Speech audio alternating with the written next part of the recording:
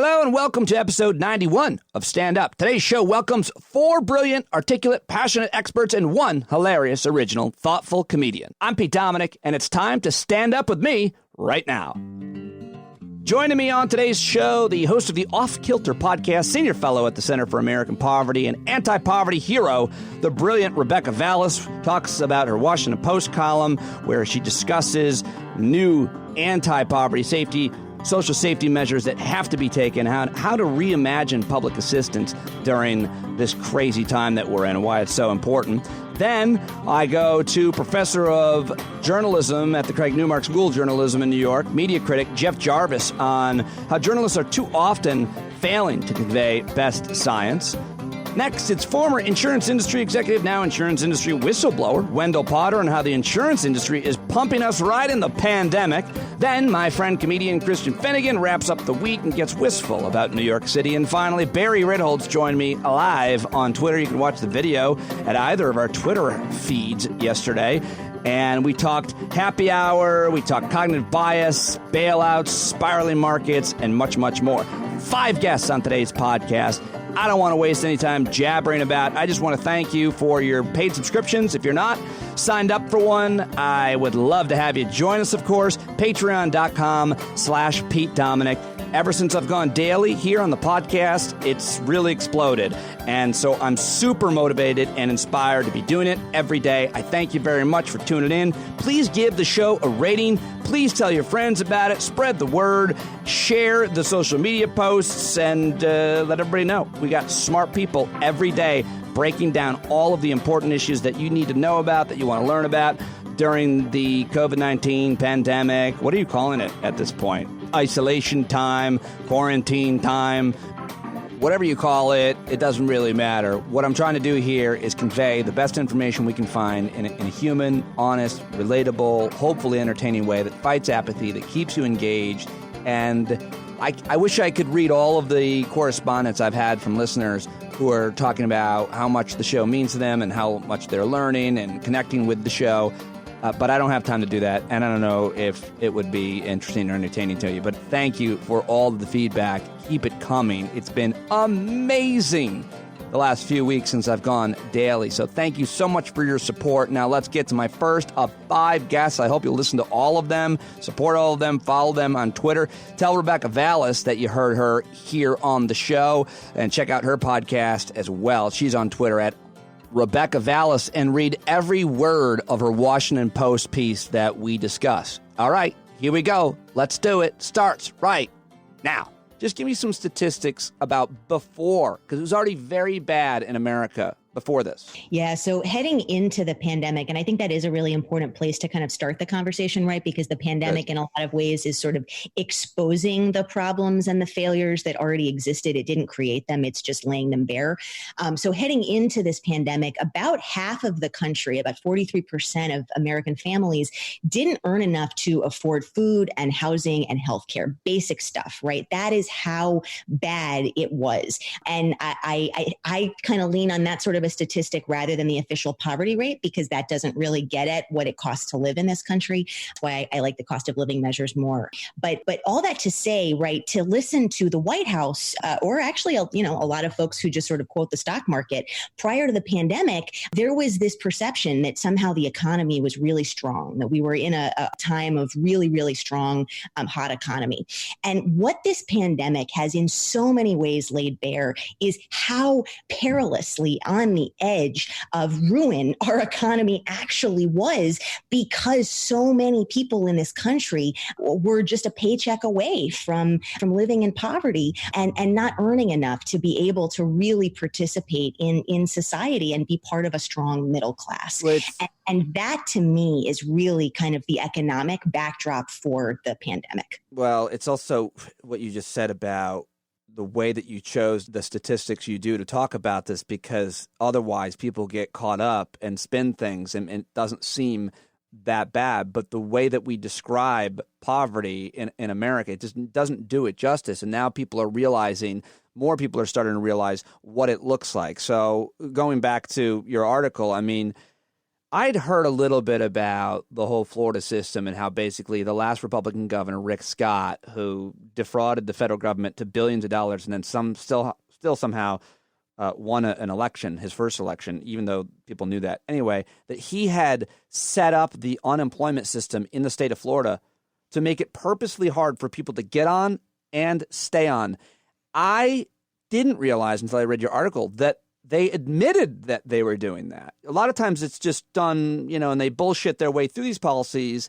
They admitted it. Yeah. So, Pete, the paradigmatic story of the way that the safety net is responding in this coronavirus pandemic is what's going on in Florida and what's been going on in Florida, but not getting any attention until now. And I want to give some credit to unemployment insurance and workers advocates who have been ringing the alarm bells on Florida for a long time, and no one has been paying attention because with low unemployment rates, people have forgotten about the importance of our jobless protections. So now that people are paying attention again, it has come to light in the past few weeks that the Florida unemployment system, where thousands of workers, tens of thousands of workers, it's possibly hundreds of thousands of workers in Florida have either been delayed or completely unable to access their jobless benefits because the system, it just isn't working. It just doesn't work. You're the exception, not the rule, if you can get through.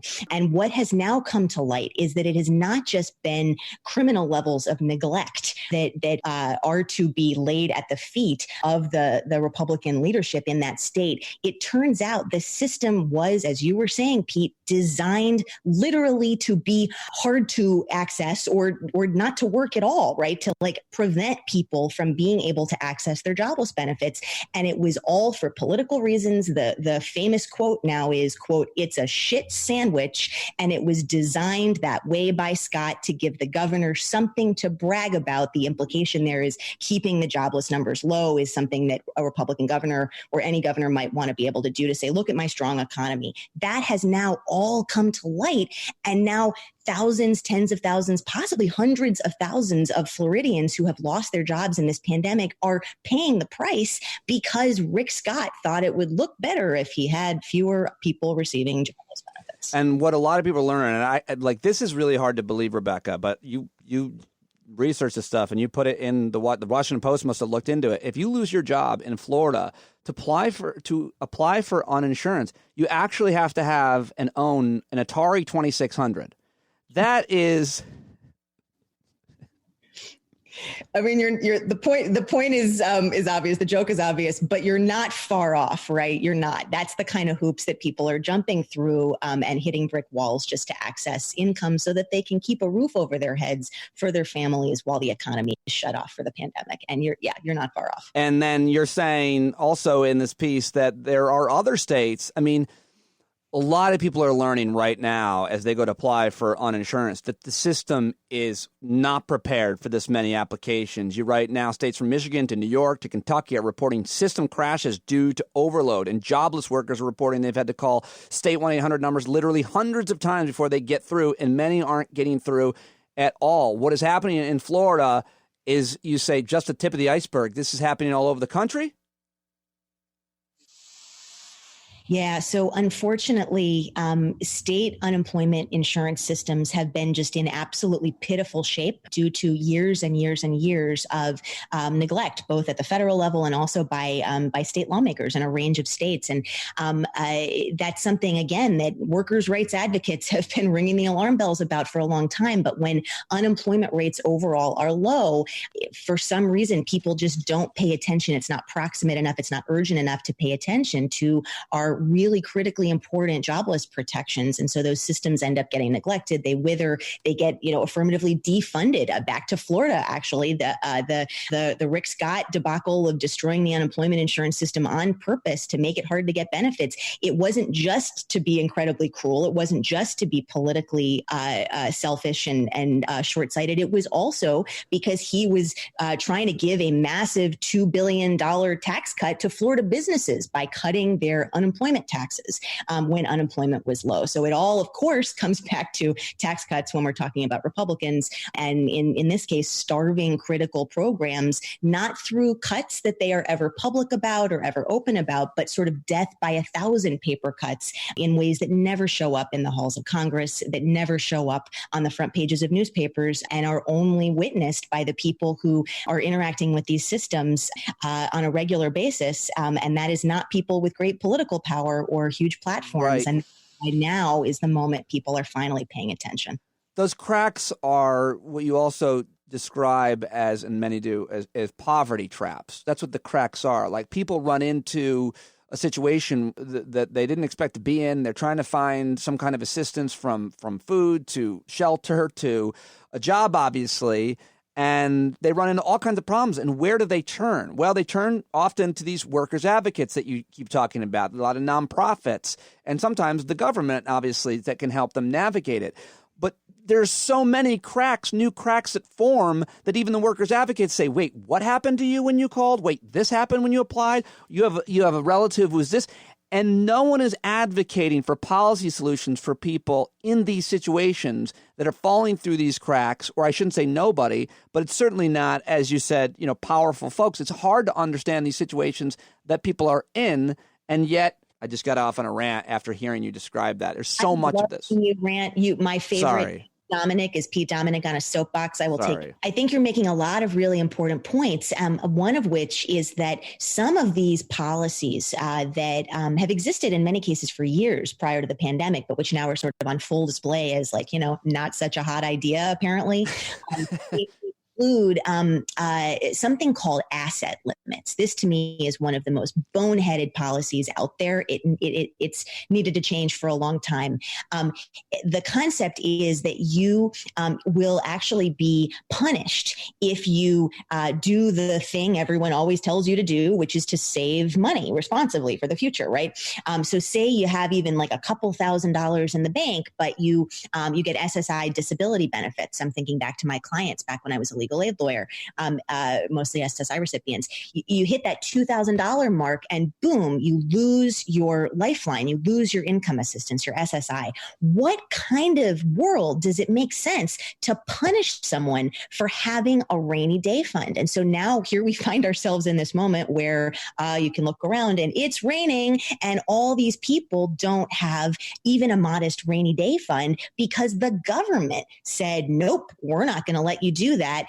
Or else you're not going to qualify for this vital benefit anymore. It's not just SSI, that those policies show up throughout the safety net.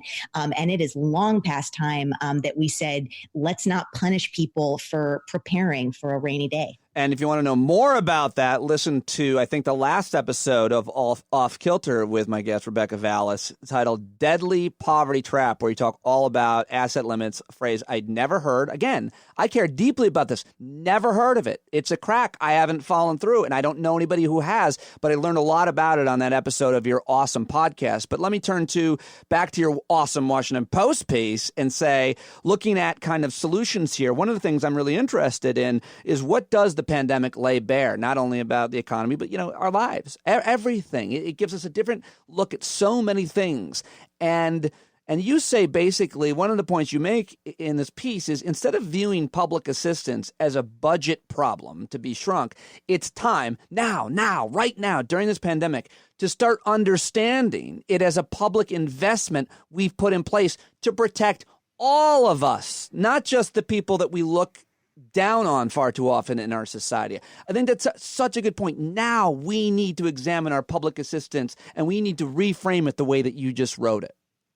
Yeah. And I really appreciate you kind of asking that question, because I think what really is sort of the through line of the debate around social insurance and public assistance and social insurance for a long time in this country, decades, going back to Reagan and before then, has always been deserving versus undeserving, the idea of an us and a them. And when we look through that lens and you see yourself as on the us side, right, then you start to think about programs like food assistance, right? right? Supplemental Nutrition Assistance Program, SNAP, or Medicaid, or supplemental security income, disability benefits I was just talking about, as programs for them who isn't like you and isn't like people like you and your family. When that's the lens through which our media or our policymakers, our lawmakers are viewing these programs, not only are they wrong and like missing the boat, and research tells us this, right? Poverty is a mainstream experience. We were talking before about almost half of this country struggling to afford food and housing and healthcare, right? That's not a them. That is a lot of people. But not only are they wrong, they're also really missing the boat on the larger point, right? And that's part of what I really hope this pandemic lays bare in terms of a paradigm shift, not just from a policy perspective, but really from how we think and talk about our social insurance programs. And that's that on the public health side with social distancing, we're all learning and getting comfortable with the fact that we're all in this together, right? All of us need to do our part, or else we're not going to be able to tackle this pandemic.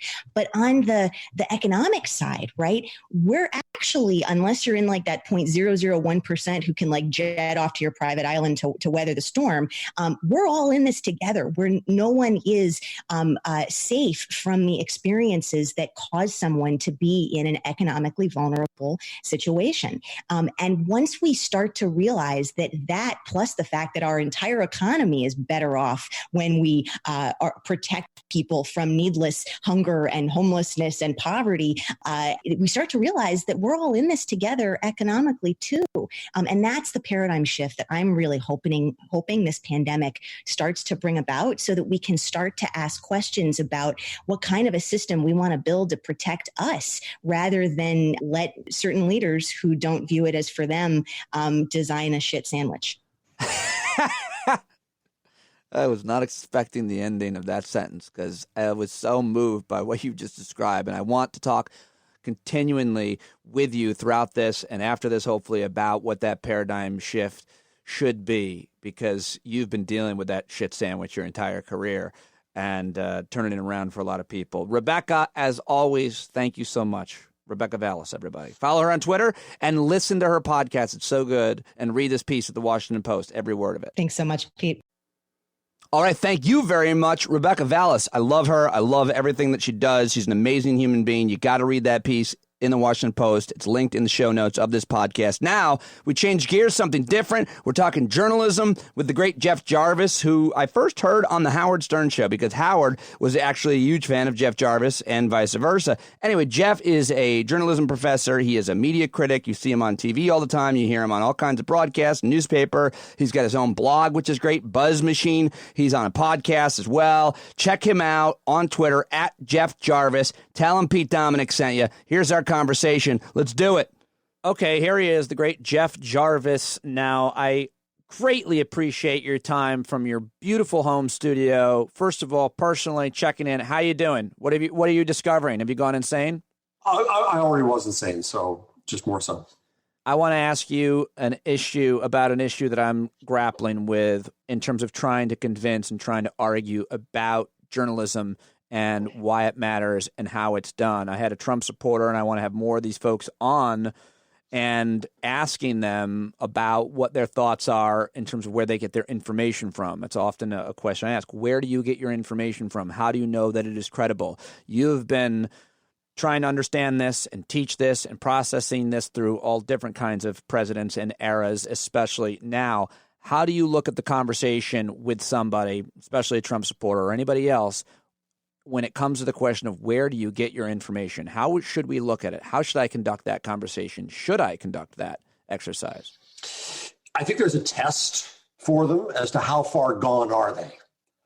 And I think that the time in this country has obviously changed. So 3 months ago, it was about political disinformation, and it was really hard to do. Now it's about scientific information, and I think there's a better chance of getting to people. Now, some people are just lost. I saw a woman on TV a week or two ago who was going to church still with a big crowd because she had the blood of Jesus on her. She's lost, right? This is nothing to do. Just give up. Don't try. Let her go, right? But I still have, even after all we've gone through, I still have the hope that there is a large chunk, even of Fox News viewers, who would care about reliable information because their lives depend upon it. Now, obviously, some of them are being stupid. If it's the only information they get is this is all a hoax and take hydroxychloroquine and go out and kiss strangers and you'll be fine. Yeah. But I think there are some people who have more sense than that. And so the question you're really asking is, can we get to them? Yes. Maybe. The problem is that they don't trust journalism. And they, you know what? They've got some reasons to trust journalism. I don't want to concentrate on the Trump supporters. I want to first go to African Americans, Latino Americans, LGBTQ Americans, disabled Americans. All those communities were not represented in and served well by journalism. So when we talk about rebuilding trust, they didn't really trust journalism themselves. So we've got to worry about that, and that's the biggest story of this entire. Is there a caveat that I could say, well, corporate journalism, because there were always independent journalists in local communities doing good work, were there not? Yeah, mass media. Mass media didn't serve them, right? Mass media presumed that the mass was like us, white guys. Yep. And so then there's the right wing. Then there's the Trumpists, right? Then there's the white guy, angry white guys. Well, they also didn't believe they were served well by journalism. They didn't trust journalism. They still don't trust journalism because, with some reason, we in white liberal media didn't say we were liberal, and we didn't admit it. So we weren't being honest with them. Can we get them back? I don't know. I mean, I tend to think that the best thing we could do in the country is to create a conservative competitor for Fox News. But what the hell does conservative mean these days? But what does liberal mean as well? I mean, they're words that hold different meanings, seemingly for different audiences. Sure. But what is when someone says that they don't trust journalism? I understand that. You make a great case right there, a very specific one. But what I try to do is I'll try to explain how journalism is taught and what the kind of ethics are of it. Get sources, get more than one source before. Then you bring it back to your editor. Then the editor has to sign off on it. And then, by the way, if it makes it to print and there's an error, then a correction has to be printed. And that doesn't have does that have a liberal bias? A conservative bias? The presumption is. Again, you go to Dana Boyd at Data and Society, Cory Doctorow at Electronic Frontier Foundation. They argue that we were in an epistemological war, which is to say, if I don't like you, Pete, I don't like your facts. I don't trust your facts. Whatever you say, I'm not going to trust. So the source of information. Kellyanne Conway was right. There are alternative facts. There is an alternative view. And that's really hard to get around.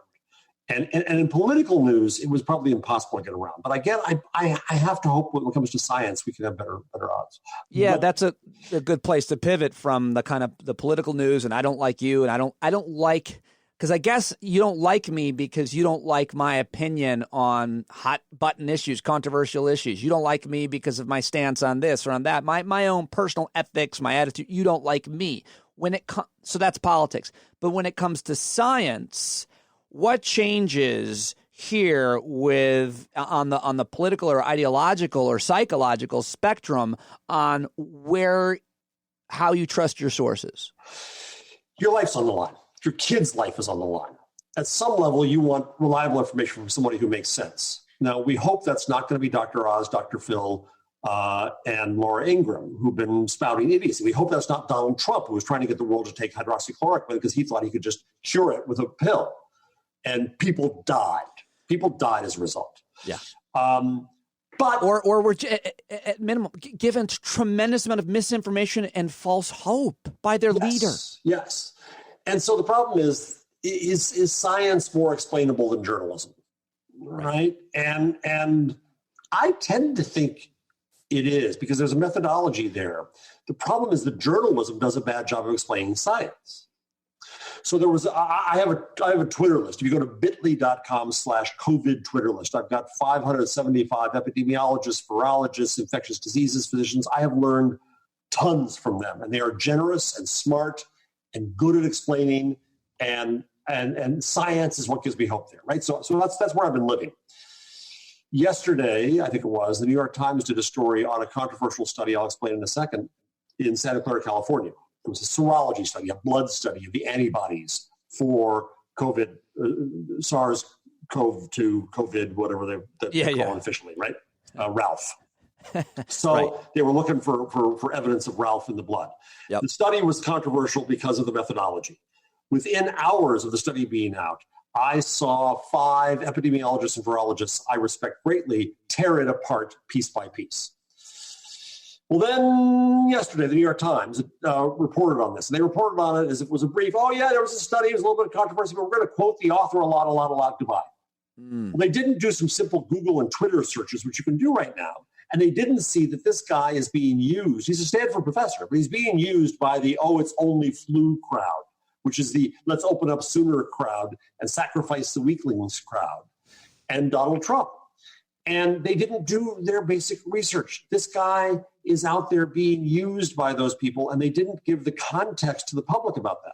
They also didn't give the context that science is a process. We in journalism always treat the latest word as the last word, right?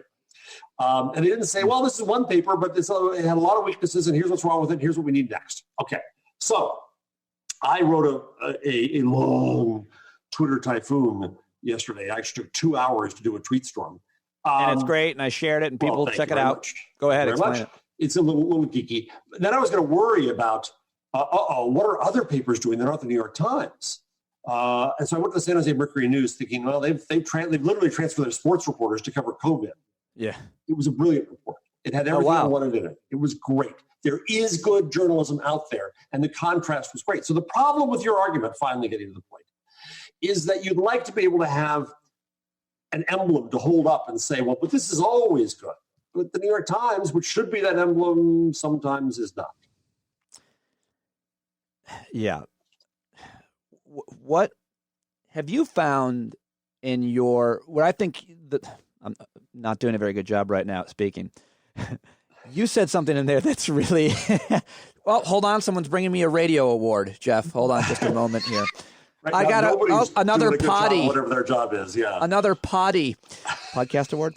All right, so you said something in there I think is really important, and I kind of just wanted to go back and revisit and unpack, which is that scientists are doing a good job, but journalists aren't doing a great job at interpreting the science. They don't understand when the study's flawed or controversial, and often I would argue there's also some kind of unethical impulses where they know that this article about meat or coffee being bad or something all of a sudden is going to get a lot of clicks. So there's that as well. Exactly.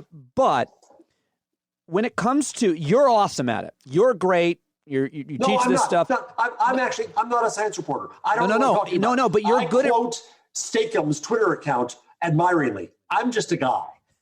But even being just a guy. You're not just a guy. You're a modest guy. I appreciate that. I'm not saying that you are interpreting the scientific journalism. I am saying that you are interpreting the journalists who are writing about that, and you have the education, ability, and criteria. I have the hubris to criticize my colleagues, yes. Okay, so the point is, my question is to you, how much of a wide range of opinion have you seen within the world of epidemiology and virology? Is there a wide spectrum of what they think? There are models here. There's a lot of modeling in this field of study, and all of that modeling is based on all kinds of different circumstances. I think people don't realize that. But my question is, how much of a differentiation of opinion is there in epidemiology about this virus the way there is about climate science, about the climate crisis? I don't see much air between people at all with their credential experts. I do not.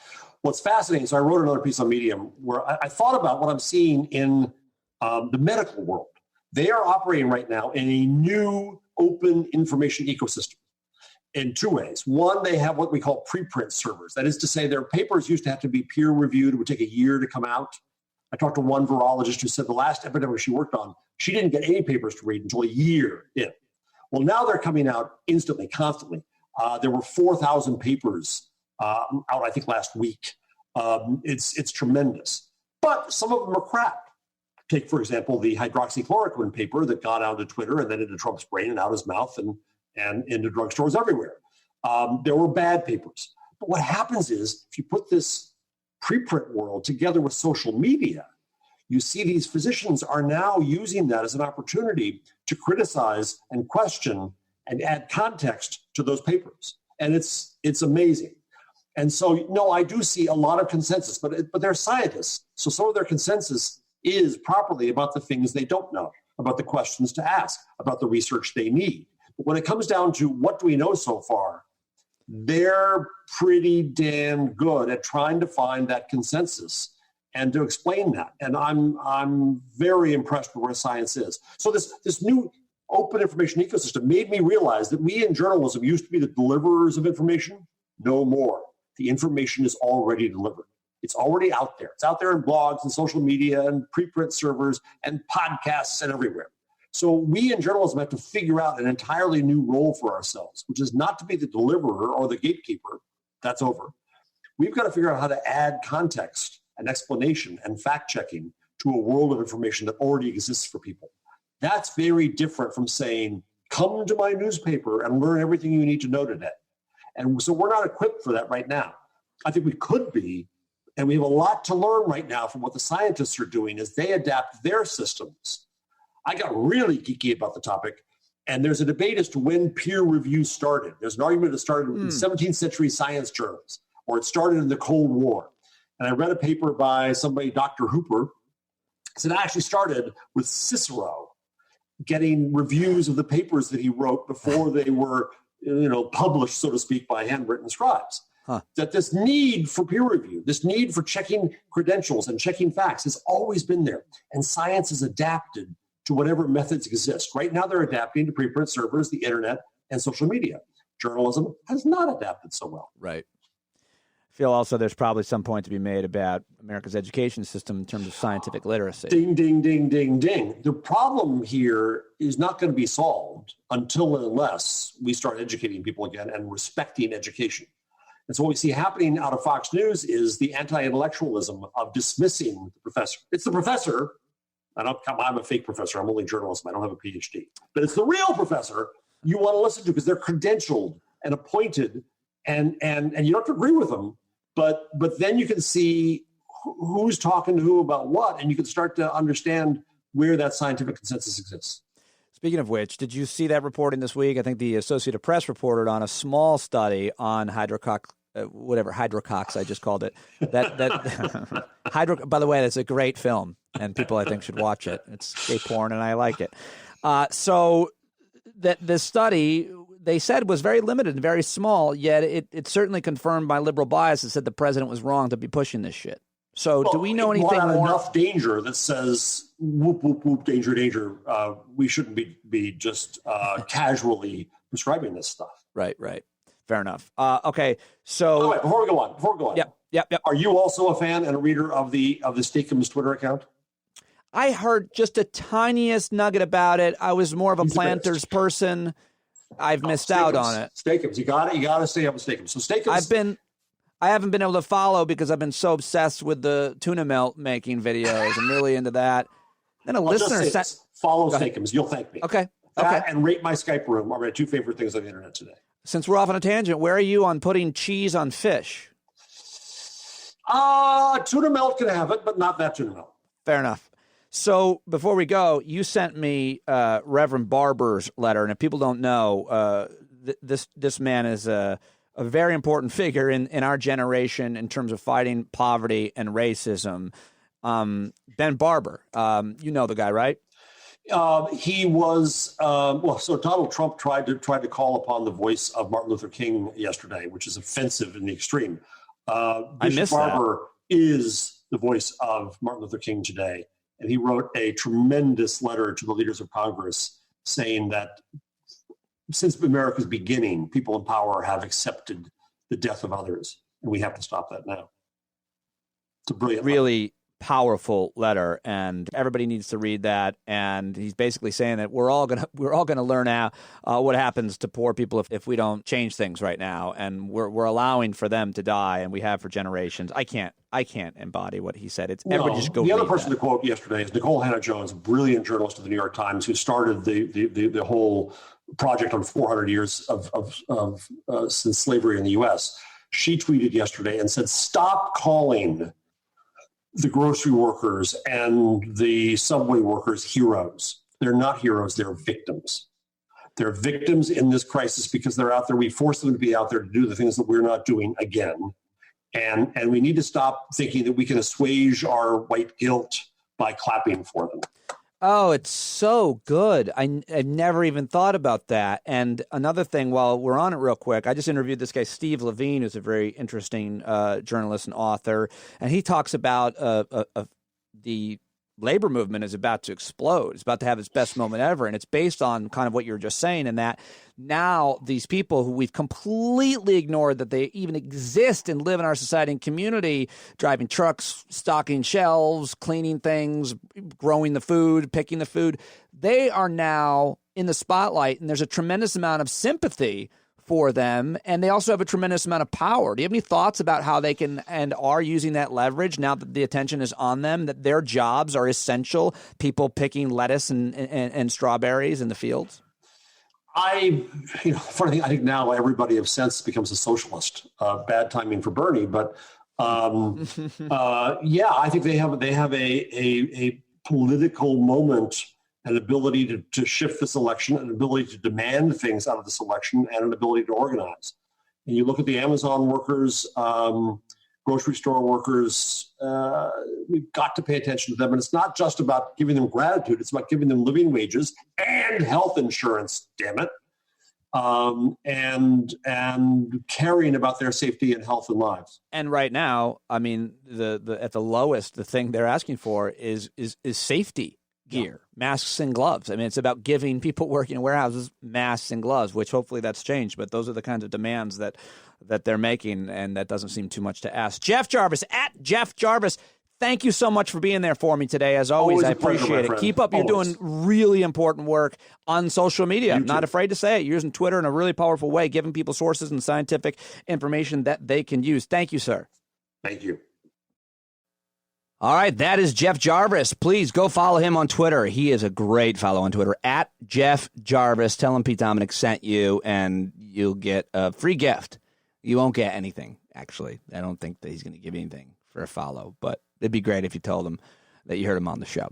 Okay, now I want to get to an old friend of the program and of mine. He is a former corporate insurance industry executive who, when he basically had a come to Jesus without the Jesus part moment and realized how horrible the private insurance industry was, and he'd worked at a couple of big firms, and he's been doing great investigative reporting because he flipped on the insurance industry and he became a whistleblower. And the last time he was on the show, everybody really liked him. So now here's an updated conversation with how we're getting pumped right in the old pandemic by a Wendell Potter. Well, Wendell's not doing it, but Wendell's talking about it.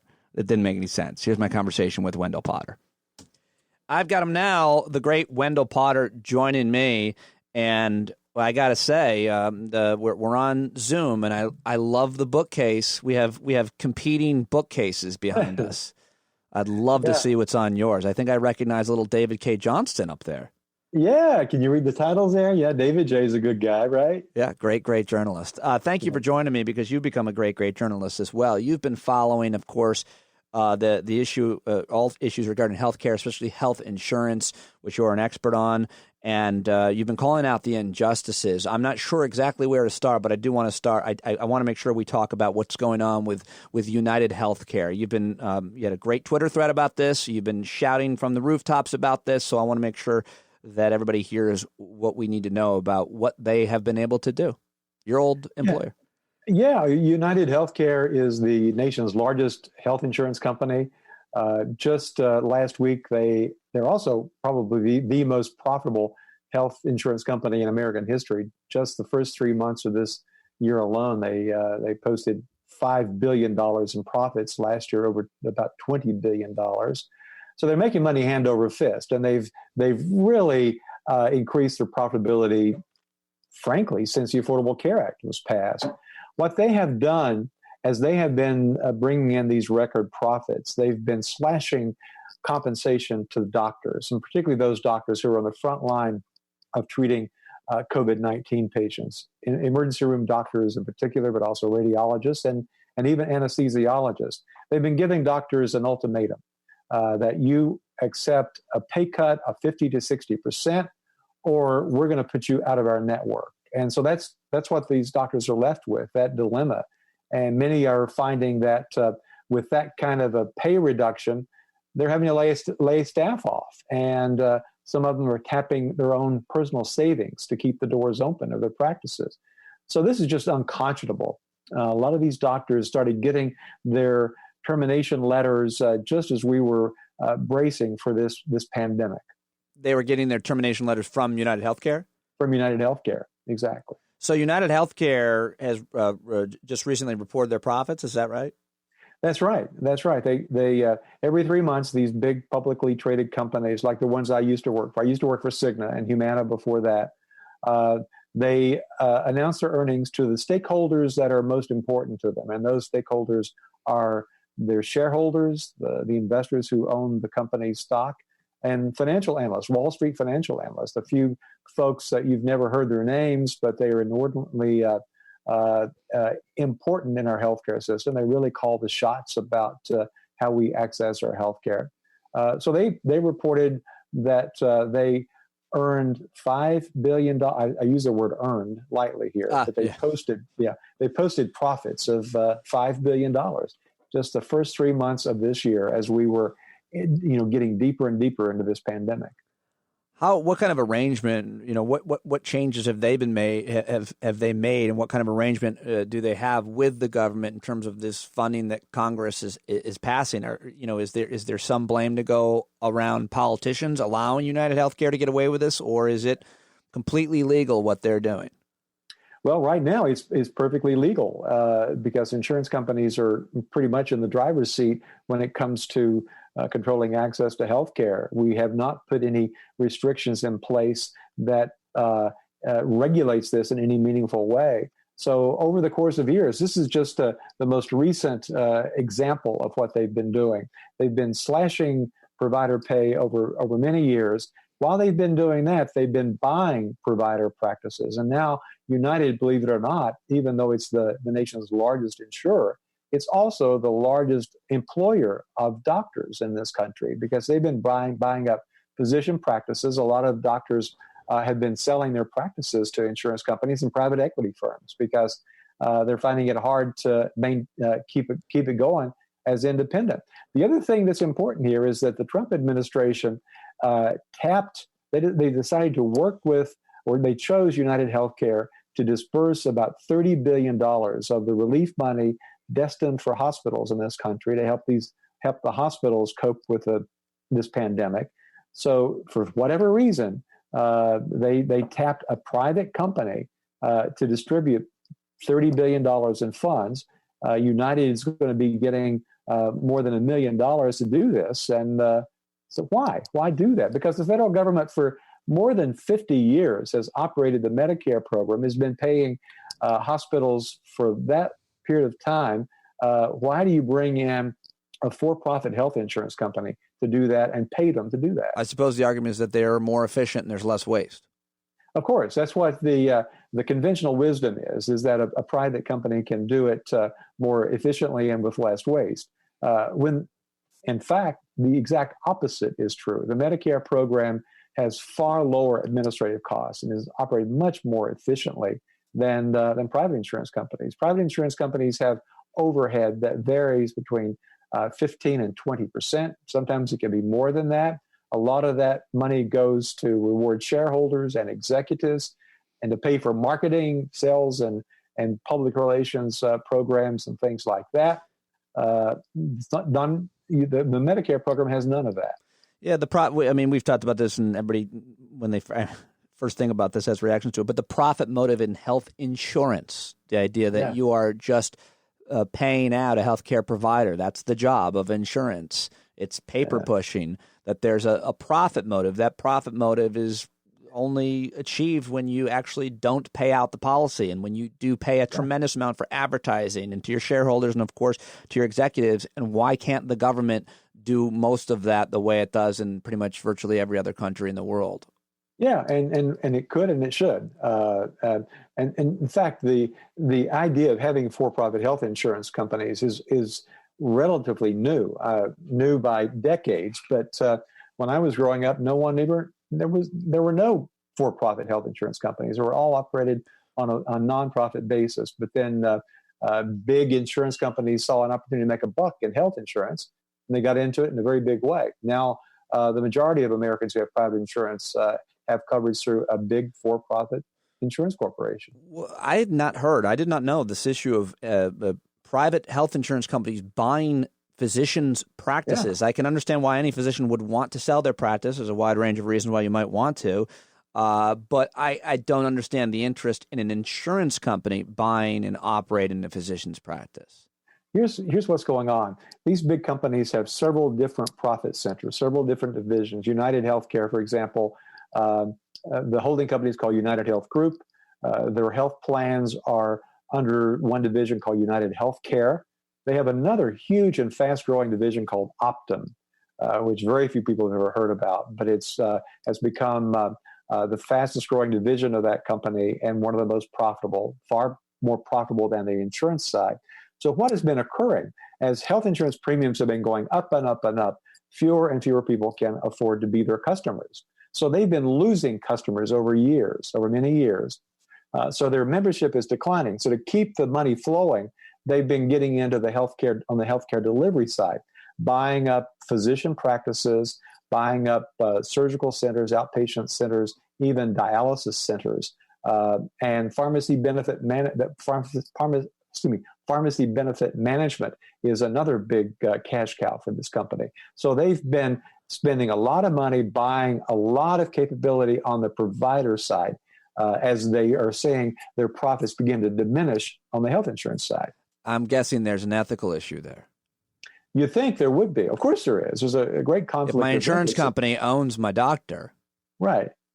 Yeah. And here's what's happening, Pete. As they are cutting the pay for a lot of these physician groups, and keep in mind, these are doctors that work in the hospital. These are hospital-based physicians, ER doctors, radiologists, anesthesiologists. As they are slashing their pay, many of them are having to sell their practices. Who's buying them? None other than United Healthcare and some private equity firms. So they're squeezing these guys so that their practices are less profitable, making them more likely to be picked up by insurance companies like United and private equity firms.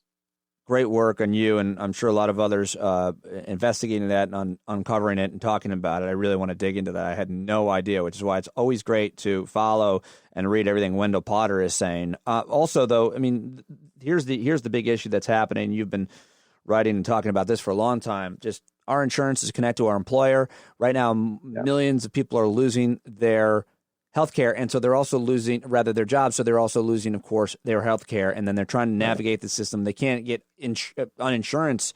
They can't get unemployment benefits because they can't even get through on the phone, much less get to their healthcare issues. So how has this major job loss affected people's health insurance, and how is the health insurance industry and the government handling it, and how are people and companies handling it? Well, it's an absolute disaster, and it was a disaster waiting to happen. And we're seeing what happens when you have a pandemic like this. Already 26 million people, as of today, we heard or this week, that have lost their jobs as a result of coronavirus. 26 million, and many of those people obviously got their health insurance through their workplace. So not only have they lost their jobs, they've lost their health insurance. So the rate of uninsurance in this country is skyrocketing once again, and it just shows you how absurd it is for us to be the only country in the developed world, the only country in the world that it makes people get their coverage through their employer. It makes no sense. And then when these jobs go away, so does your health insurance. You've been very honest about your feelings about what should be done. You fully support the idea of Medicare for all. I understand that. Given the political paradigm that we have, and Joe Biden being likely the nominee, but also given the fact that this pandemic has broke out and laid bare all these things that you've been talking about and warning about, do you see an opportunity here for Joe Biden, for Democrats, or for all politicians, leaders to do something about this major broken issue during this pandemic, where more and more Americans are realizing how broken our system is? Do you see an opportunity here? I absolutely do. And a lot of candidates who are running for public office on the Democratic ticket are supporting Medicare for all. And I'm talking with a lot of them and helping them out in terms of helping them to explain to their prospective voters why this makes sense. And I think even the Biden team has to realize that our employer-based system is collapsing and has to be replaced, and that we have to move to a system in which we have everyone in this country covered one way or another. It may not be through one piece of legislation that gets us to Medicare for all, but we need to be on that glide path. Wendell Potter, you're doing great work, and I hope they're listening to you because you've got some really important ideas, and you have for a long time. Follow at Business M4A, M4A_now. Those are two nonprofits that Wendell has founded. And, of course, at Wendell Potter on Twitter, where he's always sharing these ideas and investigating a lot of this corruption that we see in the health insurance industry, especially, much less healthcare. Anything else you want to say about the healthcare workers, the people on the front lines, and who you're hearing from? I hear from a lot of doctors. I began to hear from them as they were being actually threatened by hospital administrators about wearing PPE when they were not treating COVID-19 patients. And we brought a lot of pressure to bear on hospitals to change that policy. But they're on the front lines, and then at the same time, while they're putting their own lives at risk, they're getting these letters from companies like United Healthcare saying, we're going to cut your pay by 50 to 60%. Or kick you out of our network if you don't play our game. Really important. Reach out to him at Wendell Potter. Thank you so much, as always. I appreciate your voice, and I certainly appreciate your time joining me here on the program. Always, Pete. Thank you very much. All right, man. All right, go to wendellpotter.com, at Wendell Potter on Twitter. His podcast, The Potter Report, is out now as well, so check that out. Okay, now to comedian and cultural critic and commentator, the hilarious, brilliant, always original Christian Finnegan. You can find him on Twitter at Christ Finnegan. Always love when he joins me. He joins me every Friday, and we go over the week, and we had a thoughtful conversation. As always, here now it is Christian Finnegan. I am recording, and Christian Finnegan is here to wrap up the week with me as he does on Fridays. People love you on the show. That's kind of you to say. Yeah, Pete, you're nice enough to forward me a couple of comments that people have made, and I genuinely appreciate that because it's I look forward to doing this every week because it makes me feel like I'm reading for some purpose and not just to depress myself. Oh, well, good. I'm glad to hear that we can give you that incentive, but I think it's your thoughtfulness, your humor, but I think what I like about you, and I think a lot about it, you're coming up with your own ideas and not just adopting somebody else's. I think you think about these things and you react to these things, and I greatly appreciate that about you, which is why it's always great to have you. Speaking of complimenting you, Saturday night? It was Friday night. You did. Friday night. It was past Friday night. I watched you along with like over 100 other people do stand up online, and we can't plug it because you can't go back and watch it, which is smart. But for obvious reasons to not leave it out there. But watching you live, it was so well done. And the reason I wanted to plug that is because you're doing a lot of stuff, and everybody should watch whatever you're doing because that's hard to enjoy. You got to really like the person's comedy, and it's just technically it's hard. I thoroughly enjoyed it, and so did everybody else that were really laughing hard. Good job. Thanks, man. I really appreciate that. It was an interesting experiment, and I know Nowhere Comedy Club, which is the entity that produced the show, is they're doing a lot of shows, and so there's a bunch of people coming up that are great comics. So if you're watching and you're a comedy fan and you're need a fix, I would check that out. But it's not like a real stand-up show, obviously, and it's worse in 99 ways. But in one way, I found it kind of super enjoyable in the sense that it allowed for an intimacy that you could never get from a stage in a weird way. Like you could kind of like lean in and do one of these. Do you know what I mean? Like you could kind of give like almost like because of the camera. Yeah, you could play the camera a little bit, and you're not used to being able to take your stand-up material and sort of make love to the camera with it in a way, for lack of a less disgusting turn of phrase. Well, there was that and a number of other things that you were just really good at. But I do want to, I told you this off air, but I want to admit it publicly to you. I was in the audience watching your stand-up with like 100 other people, and I found myself really looking at the people. Sure. And eavesdropping on them and where they were and what they were doing. There was one guy kept going outside to have cigarettes and he'd bring his phone with him. And a lot of people eating and drinking. There was one shot where there were 3 people in it. But I want to be transparent and say I kept checking out one woman who I found attractive. And I almost like private messenger, like, are you enjoying the show? And I was like, oh my God, what is happening? I was totally just like watching her. I was completely like a voyeur on this one person, and I've never kind of had that weird. I was in an audience and I was looking at somebody else in the audience. It just felt so weird, and I want to admit that I did it. Yeah, liberate that truth. So judge me. It's very Catholic everybody. Of you to admit this and ask for penance, forgiveness. I did not see this woman of whom you speak, and that's probably I have her full name written down and her Gmail. So if you, yeah, it is a little creepy because I do think the people. Hey, Christian, do you know all your fans? Because there's this one that I was thinking about reaching out to. You know Carol. I don't know. It's not a very sexy lady name. I'm sure there's many lovely, very attractive Carols out there. Shout out to a longtime listener, old Carol in upstate New York. As a matter of fact, go ahead. But yeah, whenever I think of just somebody's aunt, like Carol is kind of the perfect name for just somebody's random 52-year-old aunt. Anyway, I don't remember what I was saying. That I have definitely had that experience being on stage where you see like an attractive audience member and you're just sort of drawn to that person. And it can be distracting at times. Usually the really attractive women are not the greatest audience members, I would say. Not always. I don't want to make a generalization, but oftentimes truly hot people, be they male or female, are not the greatest audience members unless you're talking to them and then they're like, oh, yeah. Because attractive people just generally don't have as good of a sense of humor because they don't need it. Yeah, they haven't had to just never needed it. They just walk out and ask people to look at them. So a lot happened this week that I want to wrap up. Before we get to this, though, can I Sure. I have to, when I was scrolling through before the show started, I was able to see the thumbnails of the various people in the audience. Mm-hmm. And who do I see emerging from the ocean, glistening in a bathing suit, but one Mr. Pete Dominic. His thumbnail, people, is a beach photo, and it looks great. I mean, kudos to you. You're in very good shape, Peter. But it was a weird that I got a chub.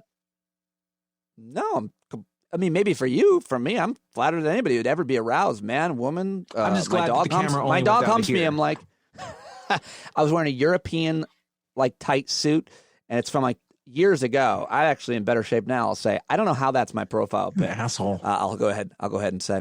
So, okay. Anyway, moving on. This week was nuts for a lot of reasons, as it always is in a pandemic with Donald Trump as president. There's no shortage of issues to react to and try to understand. But I wanted to just the main story. I'll always go for the top obvious one was, I think, the divisiveness that broke out over whether or not we should reopen America. And there's a lot to be said to this. I'm sure people are following this. I'm sure people have their opinions about it. But there were pretty big protests this week and a bunch of different. I should say they were small. They were astroturfed, and we can talk about that. But what is your reaction? Just started when we talked last week. Like the first couple that happened when we talked on last week, and now, of course, what a coincidence that like a bunch of these protests all read in different states registered website names the same day. What an organic populist movement. I mean, of course it's astroturf, and it's astroturf from the top, and it's also astroturf from the fringes as well. A lot of the people, I would say even the majority of the people that come out to these are the QAnon people. These are the what's his face? Bill Gates. No, what's his name? The Texas, Alex Jones. The screaming. Alex Jones. Yeah, Alex Jones. It's all the people that were kind of looking for an excuse, and a lot of Nazis, and a lot of I don't know if you saw the dude with the waving the flag that says the real plague, and had a picture of a Jew as a rat with the Star of David on it. So I mean, these are the people that are actually out on the streets, and then of course there's a random selection of just cranky MAGA people. But these are not, these are, to say that they're staged is an insult to things that are staged. that doesn't mean that they can't eventually grab onto a sort of mass movement. But right now, it's just a bunch of nonsense. I question the reality of it. Yeah, you sent me this really interesting piece. I love Aaron Blake at the Washington Post. Another big coronavirus miscalculation by Trump. A new poll shows very few people think Trump should encourage the protesters, even among Republicans. What is this about? Why did you send this one? Because it's really interesting. I want you to explain it. I mean, again, the article basically states that Trump, by sending out those tweets last week, was like, liberate Virginia, liberate North Carolina, whatever the states he said, that he's clearly putting in with these protesters, and that's what he's used to doing. He's used to being able to finesse a situation just by playing on rage and anger, and knowing that his entire base, that he can just sort of train them like a cannon on whatever target he wants to hit. And then if I make fun of Pete Dominic, I know that a million of my trolls are going to start coming at Pete Dominic. Well, you can't do that at a virus. You can't bully a virus into silence, and you can't manipulate the conversation around the virus in a way that it just becomes I guess everybody's crazy. You can't convince there's a certain selection of Trump people who are literally going to do whatever he says. If Trump says, everybody right now get a nail gun and pump one into your foot, there are people going to be like, yep, that's my right as an American. Well, the better example, I think, would be the actual, like, you say that as the most preposterous thing, right? I guess this isn't quite as preposterous as putting a nail in your foot, but he told people to take a certain medicine over and over and over, with no basis whatsoever, just a hunch that he'd heard something about. And then everybody over at Fox News repeated it, and they did it. People are doing what he is saying, and they're dying as a result, or getting very sick and getting other people sick. He's telling them to put a nail in their foot. I mean, from what I understand about hydroxychloroquine, that there may be some circumstances in which it might be helpful, or maybe just doesn't do anything. But this is why you have months/years of tests to isolate how to use a drug properly to do what it's meant to do. You can't just take one drug that does, so-and-so had a heart attack, he took this drug, so that means if you have a toothache, you can take it. They're completely different physical maladies, and they require different drugs. Or at least none of his expert advisors told him to say that. He just heard it somewhere. Somebody started talking about it. He saw it, and he just started throwing that out there as a way to create hope. I don't know. Maybe this drug, I don't know, but maybe it works. What have you got to lose? Apparently, because he only wants to win the day. He only wants to win the day. And his feeling is he's sort of, from an attention standpoint, robbing from Peter to pay Paul. Like all the time. Well said. He is constantly just like, let me just get through the day. And to a certain degree, that's very effective when it comes to actual political arguments, because the other side just gets exhausted every day. If you send the media on a wild goose chase and make them trace down this ridiculous lie about drawing a Sharpie on a map to show where a hurricane was going to go, that's a rabbit hole that exhausts people. And it does make the media look ridiculous when they're trying to play whack-a-mole with his bullshit. Yeah. In this case, it doesn't work. Exactly. It hasn't worked, but it has, you could argue, worked maybe, and we can talk about him a little bit, but this week he also announced the shutdown of all immigration, and he also tweeted about the Iranian gunboats that he wanted to shoot down, because boats get shot down, apparently. And so arguably, those are two other winning the day, robbing Peter to pay Paul distractions that you could say he also threw out this week, although it seems his administration has followed through with the horrific immigration policy. And, of course, everybody reacting to that with how many immigrants are healthcare workers saving our lives every day, picking the food, et cetera. It's just crazy. Feeding us. Yeah. Speaking of crazy, Sean Hannity, apparently, there's a new study suggesting that Hannity helped spread the coronavirus. You read the story. Zach Beecham, who I love over at Vox, writing about this study. This is crazy. We've been talking about the president. It only proves it only proves what would make sense logically anyway. But it is amazing, the methodology. It's a very, I read it and I didn't fully understand how they suss out Hannity viewers they were comparing Tucker Carlson viewers to Hannity viewers, which is a little hard because their shows are back to back. So it's but apparently they have some sort of test methodology that they can really separate these two. And apparently, Carlson, at least at first, took this way more seriously than Hannity, and people who predominantly watch Carlson over Hannity. What a weird choice. I know, Christian.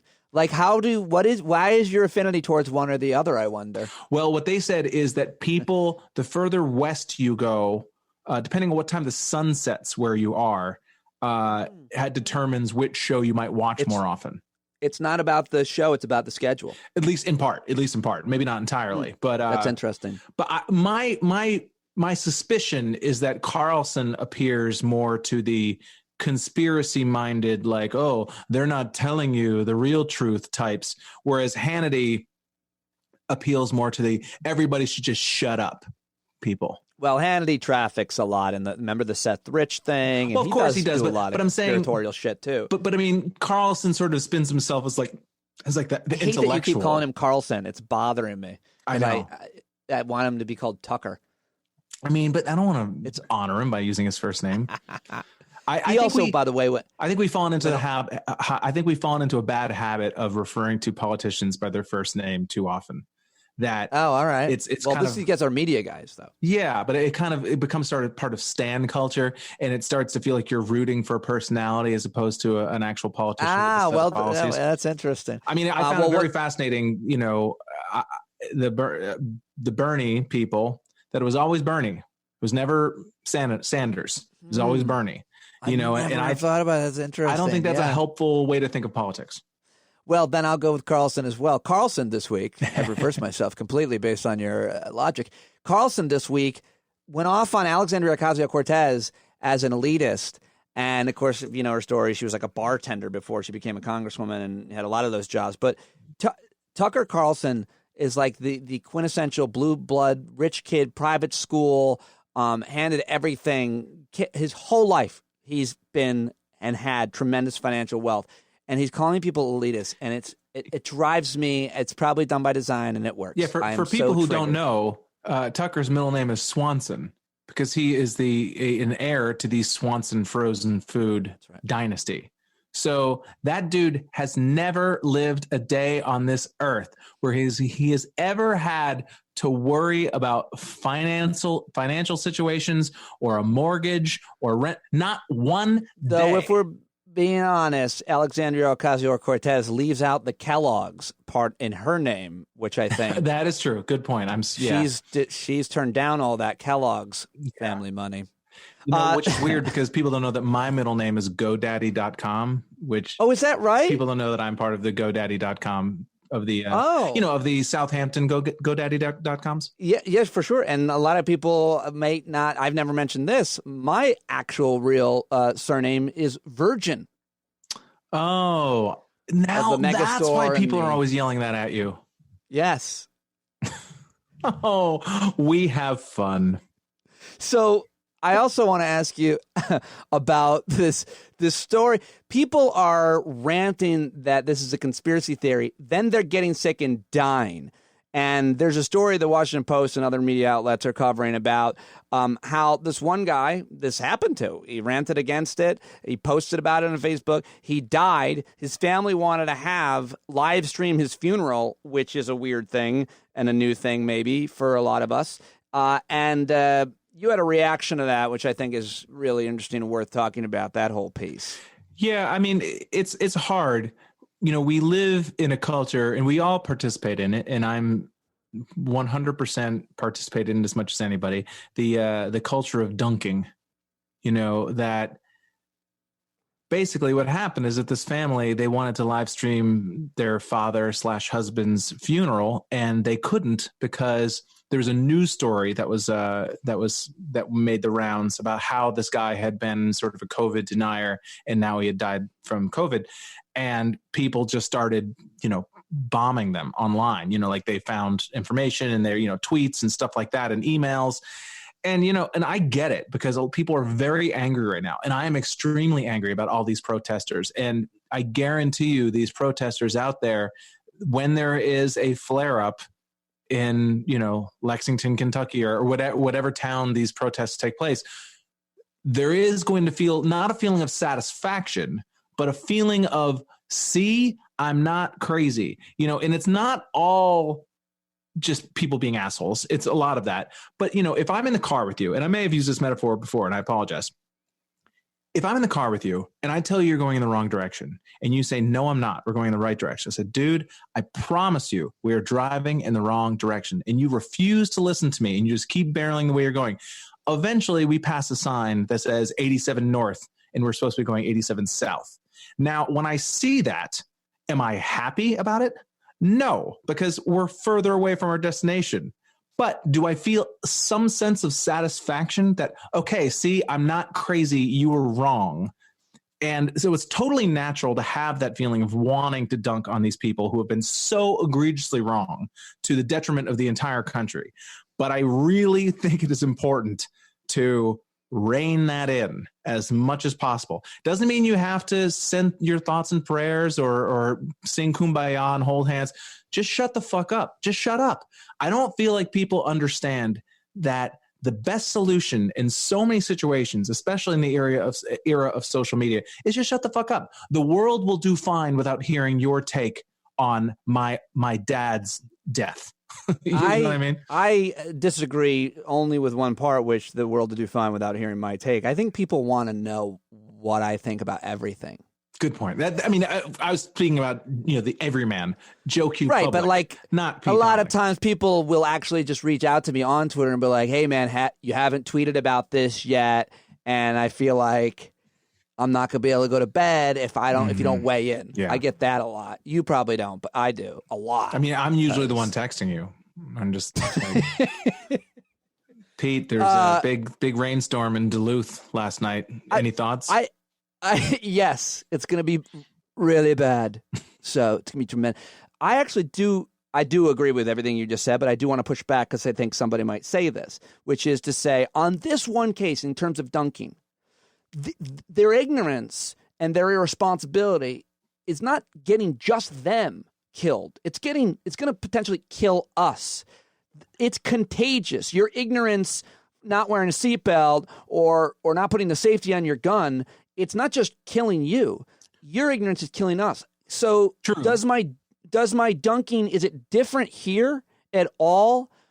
Well, it depends what you're trying to achieve by it. Are you just venting just to make yourself feel better? Then sure, go ahead, I guess. But are you trying to get these people to change their behavior? Are you trying to get people to come around to a more rational point of view? You're never going to win these people over. They're not all this. I mean, maybe a few of them, but most of them aren't going to just, oh my God, Donald Trump was an idiot this whole time. And, but they will exit the battlefield if they know that they're wrong. But if my dad dies of COVID, if my dad is a COVID denier and then he dies of the disease, and that's the beginning, middle, and end of it, I'm going to be a lot more amenable to coming around to Pete Dominic liberal or a vaccine. Or vaccine, or at least I'm going to shut the fuck up about my denialism. Yeah. Like at least I'm going to. But if what I remember from that experience is my father died and a bunch of these liberal motherfuckers tore my dead dad a new one and ruined his funeral where we couldn't even live stream it on air, that's going to be the takeaway. Not we were wrong about the vaccine. That these motherfuckers can't even let my father die in peace. It's a seriously great point and conclusion to that. Although I thought this was funny, and so I shared it. It's just a picture of a cemetery where one tombstone saying to another, one tombstone says, "We owned the libs," and the other tombstone says, "Hell yeah, we did." Yeah, see that I can accept because it's abstract. Do you know what I mean? But it's like when you're talking about a literal human being, Joe Johnson from Albany, Georgia, and I'm now harassing his family. You know what I mean? Like if you can keep it kind of general to make your ideological point without actually ruining an actual family's life, that's the way to go, in my opinion. There's one more thing that you suggested for conversation today, and I really like it. It's a topic of conversation I thoroughly enjoy because I lived it. And it's the Washington Post. There's like an advice column, and let me make sure I give this credit actually. And it's Caroline Hacks. And the question is, moving to the suburbs and a wistful look at the city in rear view. Wow. So this is something that you and your wife are potentially going to do, and it's something that is actually relative to the pandemic. I want you to make that connection, why you think a lot of people might be making this move from the city to the suburbs. What are your thoughts on this, and why did it resonate with you? Because I moved from the city to the suburbs, and I thought my life and career were going to be over. Yeah. Well, I mean, it was really hard for me. Mine maybe, but I've lived in New York since I was 18 years old. I moved there in 1991 and to go to college, and then just never left. And I have a pride of being a New Yorker that is sublogical. It is lizard brain.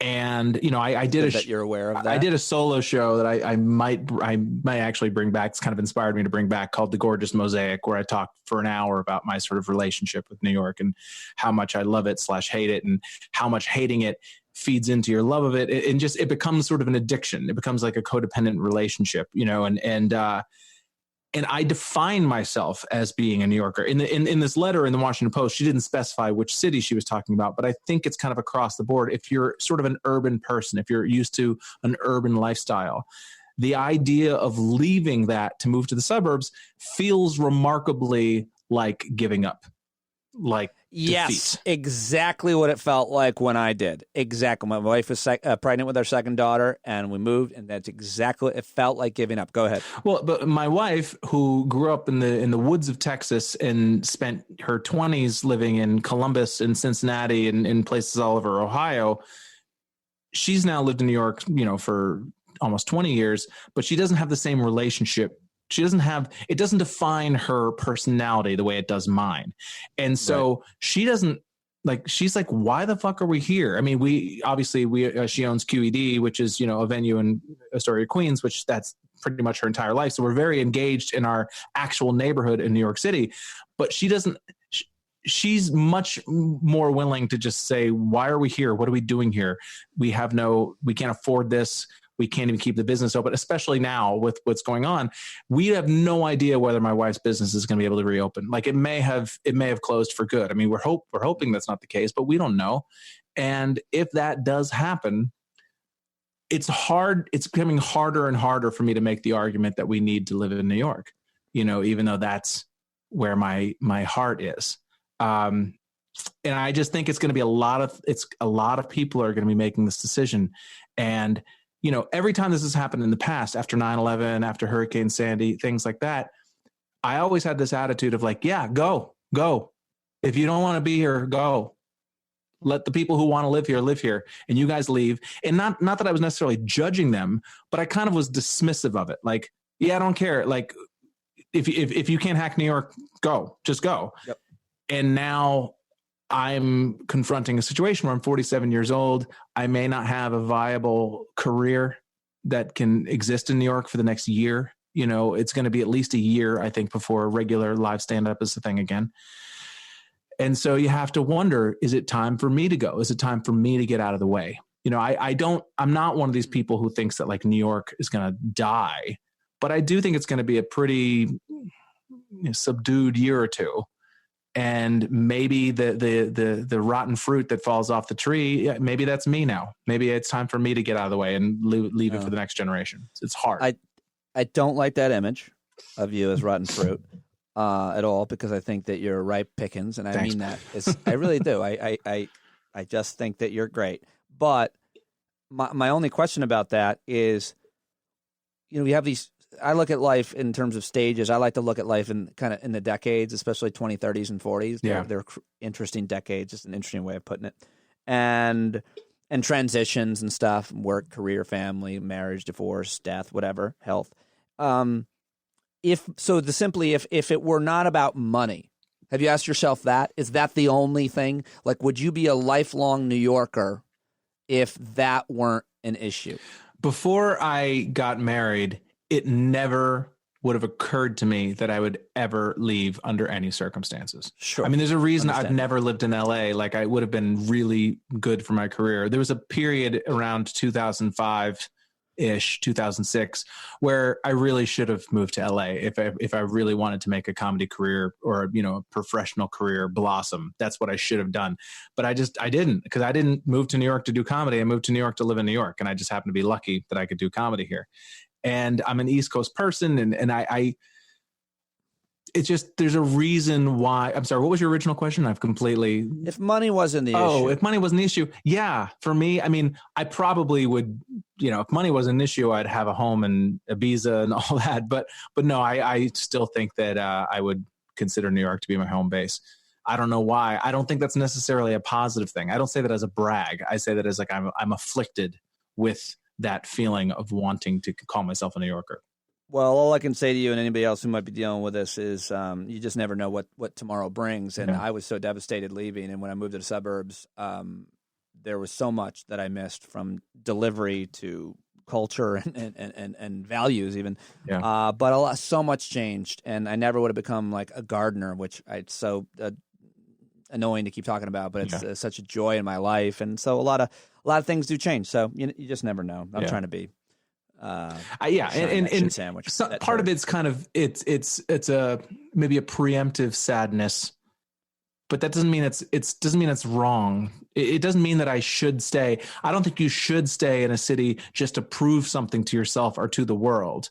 But if you are going to have to leave, I don't think there's anything wrong with like the end of a sitcom where the last character's leaving and the room is empty and they kind of wistfully look around before turning off the lights. Applause. End of series. Christian Finnegan, everybody. Thanks, man. Love that guy and love when he joins me. We always have a good time recapping the week. Always gives me a lot to think about, an interesting perspective. And go follow him right now at Christ Finnegan on Twitter. Buy all of his comedy albums as well and support all of these comedians that are got no work. Crazy.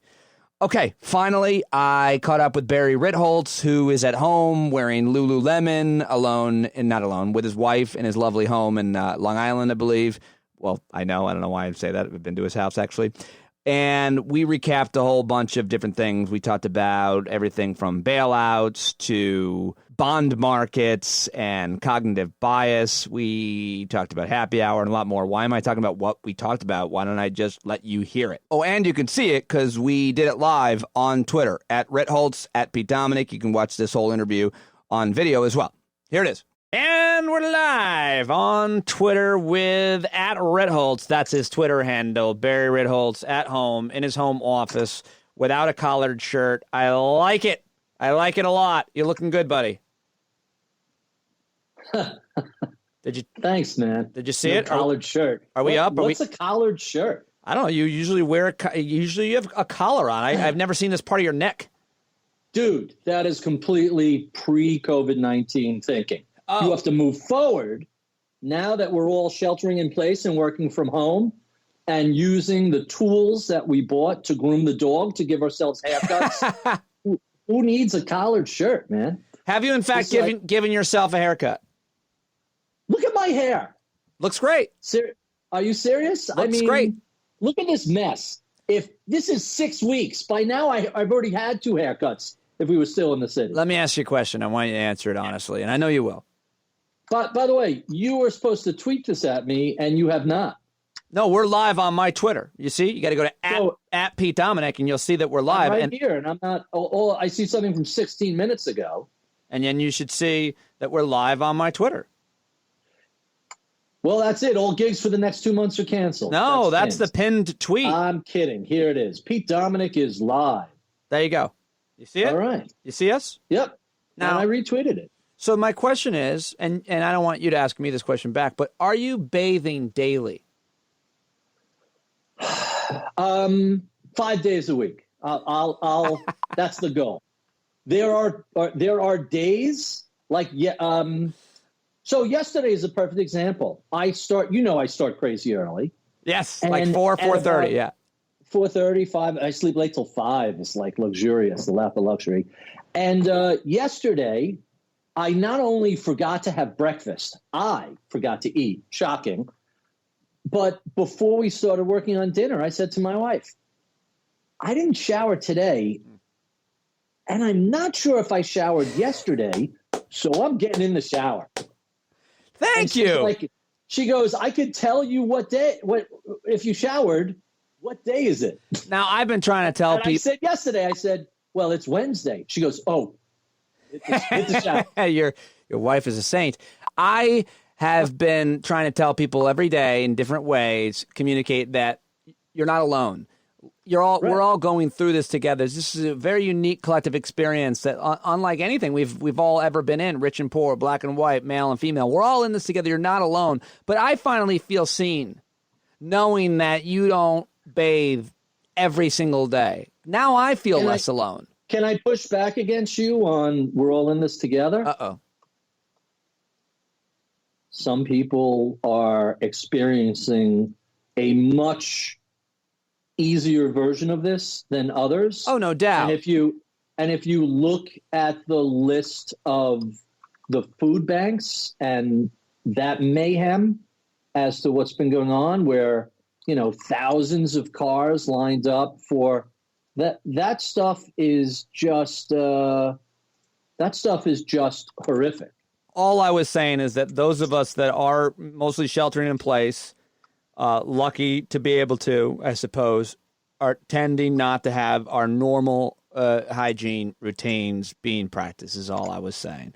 But you make the more important and serious point about those living right on the edge, whether it be, let me tell you, food insecurity, or I think you tweeted this, Judd Legum's great piece about, incarceration and how people in prison, I'm hoping to do a segment about, not to mention, obviously, the nursing homes. We know where the most vulnerable populations are, but I think a lot of us feel more vulnerable than we've ever felt. Let me start our conversation here when we go through some of these issues, and thank you, everybody, for watching on Twitter. If you're one of Barry's followers, then follow me. Listen to my podcast, for God's sake. And all my followers follow you and love you anyway. So let's start with the oil markets. Sure. What the hell happened today? Oil was trading at like $1 or negative. Negative $37. What does that mean? And how come we haven't heard way more about that? How come there hasn't been a major disruption or something? Because oil is a commodity. Get closer to that microphone. You can't lean back. I'm not using this mic. Oh. I'm on this. Oh. You want me to use this mic? No, it's fine. It's fine. It's not plugged in. Don't worry about it. Don't change it now.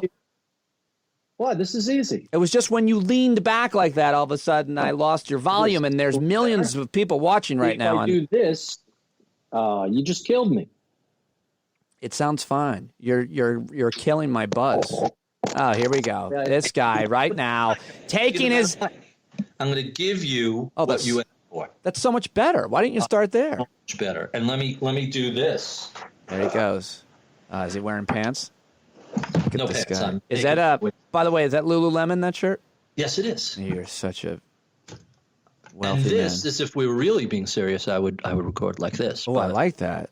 I like that. Well, we're not recording. We're live. Well, where Amazon isn't, B&H Photo still delivering. So Amazon's delivering. What? What are you saying? If you want certain things like this sort of equipment, when I looked to order this, Amazon told me it was 2 months. B&H told me it was 2 days.